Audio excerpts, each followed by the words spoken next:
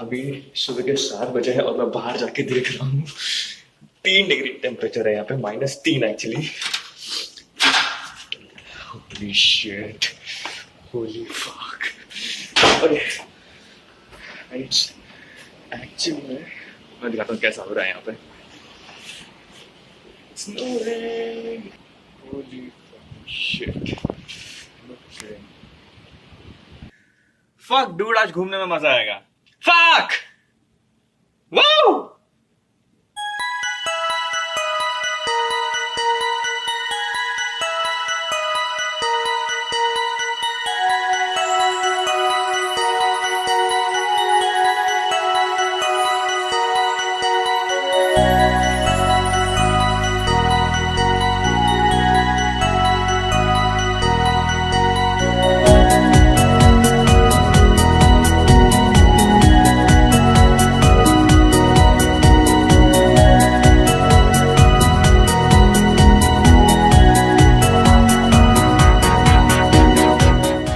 अभी actually temperature I don't know -5 चल रहा है या -3 चल रहा है, बट 0 से कम है।